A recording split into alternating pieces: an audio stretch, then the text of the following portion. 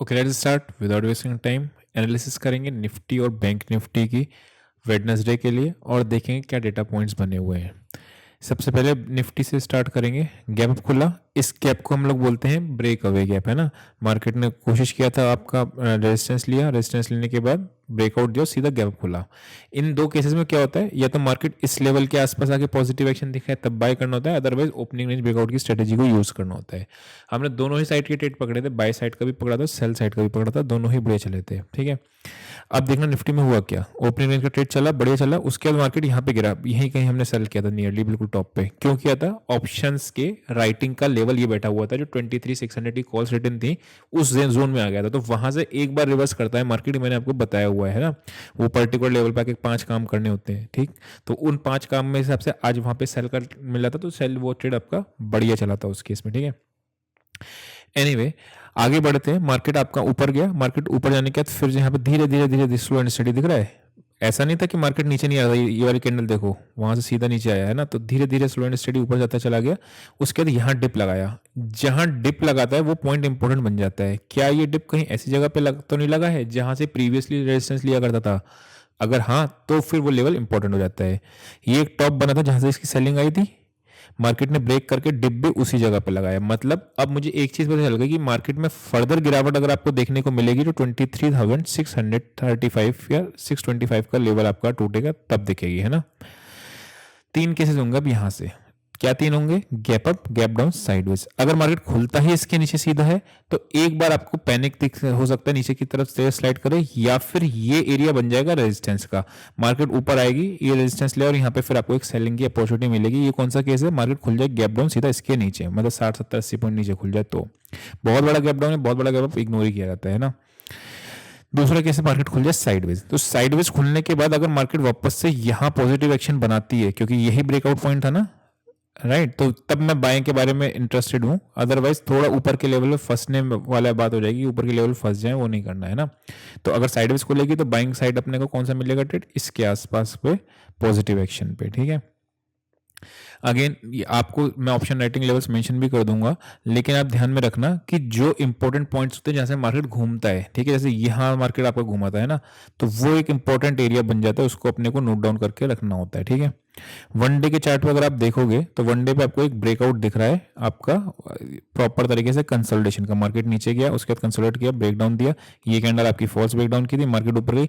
ये हो सकती थी लेकिन इसने क्लोजिंग खराब नहीं करा, मतलब ये वाली कैंडल अगर फॉल्स ब्रेकआउट की होती तो मार्केट आपका नीचे की रेंज तेजी से टेस्ट करती, बट अगली कैंडल ने क्लोजिंग बुरी नहीं करी। ये वाली कैंडल अगर इसके नीचे, लो के नीचे क्लोज हो जाती तो आपको वापस से तेजी से नीचे की तरफ देखते, लेकिन वो नहीं हुआ।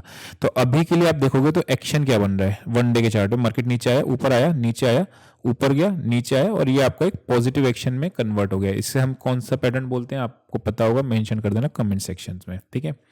तो अभी निफ्टी के लिए ये एरिया सपोर्ट बन जाएगा वीकली का, मतलब 23,450 60 का एरिया बहुत स्ट्रॉन्ग सपोर्ट का काम करेगा। और ऊपर अभी आपके लिए रेजिस्टेंस आ रही है 24,200, लेकिन बहुत बड़ी रेजिस्टेंस है। यहाँ पे अगर मार्केट आता है तो फिर हम लोग एक दफा सेल का ट्रेड जरूर मिलता है, अभी थोड़ा सा दूर है उस लेवल से, ठीक है। वापस से आते हैं, वन डे के चार्ट में आपको ब्रेकआउट दिख रहा है, तो वन डे के चार्ट में ब्रेकआउट होता है, हो सकता है वो फॉल्स हो जाए। तो अगर कल क्लोजिंग आपकी देनी कहाँ पे 23,500 के नीचे है, 464 के नीचे, तब समझ लेना कि फॉल्स ब्रेकआउट की क्लोजिंग है, तब आपका एक सेलिंग एग्रेसिव वाला आएगा, अदरवाइज एग्रेसिव सेलिंग का पॉइंट नहीं आएगा, है ना। तो ये हो गया आपका निफ्टी का सपोर्ट मिल गया आपको, नोट कर लिया। अच्छा, ऊपर पे कहाँ पे रेजिस्टेंस है, ठीक है। व्हाट इफ इसके ऊपर निकल जाए, इसके ऊपर बाय करने में ना रिस्क रिवॉर्ड उतना फेवरेबल नहीं है। क्यों? क्योंकि अभी आप देखोगे तो यहाँ पे आपकी एक रेजिस्टेंस आ रही है इंपॉर्टेंट, ये 23,900, है ना। तो मान लो आपने कर भी लिया तो स्कैल्पिंग या फिर आप इंट्राडे में कर लेना, लेकिन क्वांटिटी ज़्यादा नहीं रखना है उसके में, फुल क्वांटिटी पे ट्रेड नहीं करना होता है उस केस में, है ना। सपोर्ट के आसपास पॉजिटिव एक्शन मिलेगा तब मेरे का स्टॉप लॉस भी छोटा होता है, टारगेट भी बड़ा होता है। जैसे यहाँ पे सेल किया था तो एसएल बहुत छोटा सा पॉइंट का था, लेकिन टारगेट आपको 1:3 मिल रहा था, है ना। तो ये हो गया आपका निफ्टी का ट्रेड। बैंक निफ्टी पे आते हैं और बैंक निफ्टी का देखते हैं। बैंक निफ्टी अगर आप देखो तो मार्केट खुला ऊपर, खुलने के बाद ऊपर गया, देन नीचे आया, ऊपर गया, नीचे आया, फिर ऊपर गया।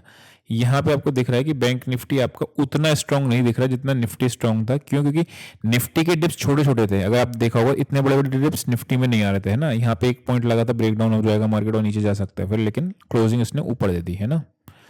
चलो वन डे का चार्ट एक बार देखते हैं, वन डे पे क्या कह रहा है। अब देखो दोनों ही साइड में वन डे के चार्ट ब्रेकआउट है ना, तो एग्रेसिव सेलिंग कल के दिन नहीं होती है, होती है, लेकिन ऊपर के लेवल पे होती है, लेकिन अभी एग्रेसिव सेलिंग आपका पॉइंट नहीं होता है। तो अब समझना ध्यान से, हो सकता है सेलिंग कल मार्केट कुछ खराब नहीं हो जाए, मार्केट क्लोज हो जाए इसके नीचे, तब परसों हम फिर ट्रेड ले लेंगे एग्रेसिव सेल का, लेकिन यहाँ पे कल हम नीचे के लेवल पे एग्रेसिव सेल नहीं ले सकते बिकॉज वन डे के चार्ट ब्रेकआउट आया, राइट। ये हो गया आपका निफ्टी बैंक का। छोटे टाइम फ्रेम पे आते हैं और लेवल्स को नोट करते हैं, ठीक है।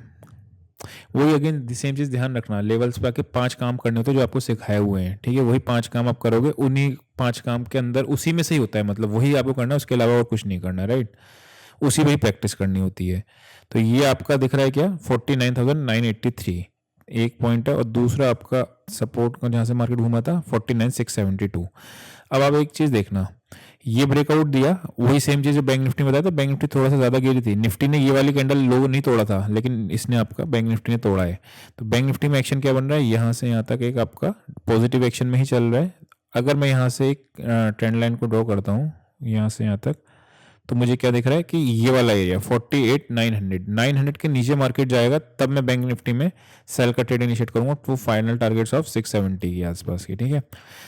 और अदरवाइज ऊपर कहाँ पे रेजिस्टेंस आ रहा है, पीछे से निकालना पड़ेगा थोड़ा सा, ये एरिया पे 50,580, मतलब सेलिंग अगर मुझे करनी तो ये 2 पॉइंट मुझे मिल गए कहाँ पे करनी है।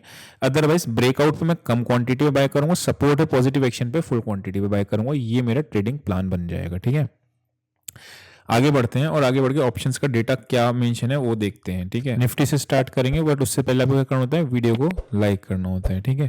सारे कॉल लेटर्स आज भागे हैं तो कोई इसमें डाउट नहीं, ठीक है। शॉर्ट आपके कवर हुए हैं, यहाँ तक के शॉर्ट्स आपके कवर हुए हैं दूर दूर के, पुट्स थोड़ी सी आपकी बाय करके जो कर जाते हैं वो लोग आपके कवर हुए हैं। 23,500 पे 67 लाख पुट्स आ गए, यानी मुझे सपोर्ट एरिया मिल गया निफ्टी के अंदर। यहाँ पे मार्क करते हैं वही 464 जो एरिया आ रहा है ना, वो स्ट्रॉन्ग सपोर्ट, बिकॉज 500 के पुट राइटर्स ट्रैप तो तब होंगे ना जब मान लो किसी ने 100 रुपीज़ पर राइट किया है, नीचे आएगा मार्केट तब भी वो 100 टच नहीं करेगी ना पुट, तो 100 टच क्यों नहीं करेगी, टाइम वैल्यू डिगे हो चुकी होगी। तो हो सकता है मार्केट यहाँ पे ये भी आपका स्ट्रॉन्ग सपोर्ट का काम करेगा 475, और ये नोट करके रख लेंगे, आने वाले टाइम के लिए भी काम आएगी, ठीक है। ऊपर में क्या दिख रहा है, ऊपर में कोई कॉल रेटिंग नहीं, इंडिकेटिंग बुलिश डेटा। कल भी आपका डेटा इसी तरीके से बना था, बट अभी यहाँ पे कॉल लेटर्स भागे हुए हैं ना। बैंक निफ्टी पे आते हैं। बैंक निफ्टी में आपको क्या दिख रहा है कि पुट राइटर्स आपके 50,000 पे ही है, वही 900 का लेवल हम लोग को चार्ट पे भी निकल के आ रहा था, है ना। और कॉल लेटर्स खास है नहीं, डेटा वाइज बुलिश है। बस एक चीज़ ध्यान रखना, अगर मार्केट कल आज का हाई नहीं तोड़ पाती है, ये वाला मान लो कल साइडवेज खोल के नीचे जाती है, ये हाई नहीं तोड़ती है, तो आप देखना मार्केट साइडवेज हो जाएगी, क्योंकि कॉल लेटर्स फ्रेश आएंगे मार्केट में यहाँ पे कॉल बेचने के लिए, और पुट राइटर्स कल के सपोर्ट करेंगे ही करेंगे। तो अगर मार्केट थोड़ा नीचे जाती है तो फिर आपको एक साइडवेज मार्केट में मूव करना शुरू कर देगा। अदरवाइज इसके ऊपर निकलेगी तो कम क्वांटिटी में ट्रेड लिया जा सकता है। कम क्वांटिटी इसलिए करो बिकॉज ऊपर के लेवल बाय करने में हम फुल क्वांटिटी बाय करने में थोड़ा सा फंस सकते हैं ना, तो वो चीज़ है। तो सपोर्ट रेजिस्टेंस का काम होता है जब भी मार्केट एक रेंज में फंस जाती है।